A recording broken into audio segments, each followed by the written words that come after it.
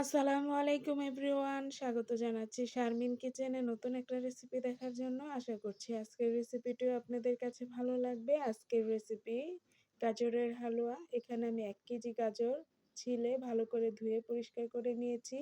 ছোট বড় মিলিয়ে এখানে আমি নিয়েছি। আর সামনের শক্ত অংশটা অবশ্যই বেশি করে ফালাবেন, না হলে সিদ্ধ হবে না। তো আমি এখন সবগুলো গাজর গ্রেটার করে নেব। এভাবে করে আমি সবগুলো গাজর গ্রেট করে নেব। দেখুন কত সুন্দর হচ্ছে। এভাবে করেই সবগুলো আমি করে নিয়েছি। এখন চলে যাব রান্নায়। চুলায় একটা ফ্রাই প্যান বসিয়ে দিলাম। ফ্রাই প্যানে আমি পরিমাণ মতো ঘি দিয়ে ঘিটাকে গরম করে 2 টুকরো দারচিনি, 2টা এলাচ দিয়ে আমি কিছু সময় ভেজে নেব। গ্রেট করা গাজর দিয়ে ভালো করে গাজরগুলো আমি একটু নেড়েচেড়ে ঘিয়ের সাথে মিলিয়ে নেব।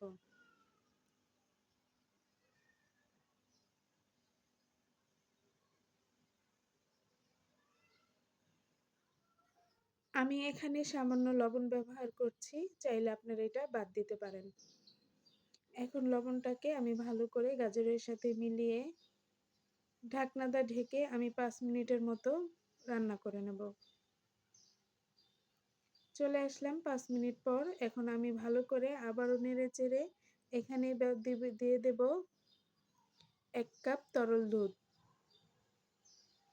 দুধ দিয়ে আমি ভালো করে মিলিয়ে আরও 2-3 মিনিটের মতো আমি রান্না করে নেব।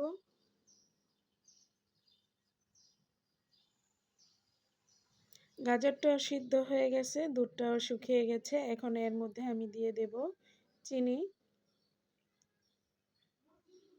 1 কেজি গাজরের জন্য 1 কাপ চিনি একদম পারফেক্ট মিষ্টি।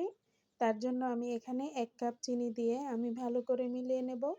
চিনিটা দেওয়ার পর অনেক পানি উঠে, তখন চুলার জাল ফুল আঁচে রেখে চিনির পানিটাকে একদম শুকিয়ে নিতে হবে। যেহেতু আমাদের গাজরটা আগেই সিদ্ধ হয়ে গেছে, তার জন্য আমরা এখন চুলার জালটাকে ফুল আঁচে রেখে চিনির পানিটাকে শুকিয়ে নেব। দেখুন বন্ধুরা কত সুন্দর করে আমি শুকিয়ে নিয়েছি। এখন এর মধ্যে দিয়ে দেব গুঁড়া দুধ। এখানে আমি 1/2 কাপ গুঁড়া দুধ ব্যবহার করেছি। আমি একটু হালকা করে নেড়েচেড়ে দিব। আমার অনেক বন্ধুরা আছে আমার ভিডিও দেখে কিন্তু লাইক করে না। প্লিজ বন্ধুরা একটি লাইক দিয়ে আমার পাশে থাকবেন। যদি আমার রেসিপিটি ভালো লাগে একটি কমেন্ট করে অবশ্যই জানাবেন। এখানে আমি দিয়ে দিলাম কাজু বাদাম, কাঠবাদাম কুচি। তাহলে খেতে আরও বেশি মজা হবে।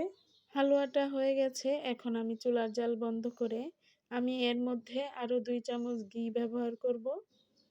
অবশ্যই ঘিটা দিলে খেতে অনেক বেশি মজা হয়। আমি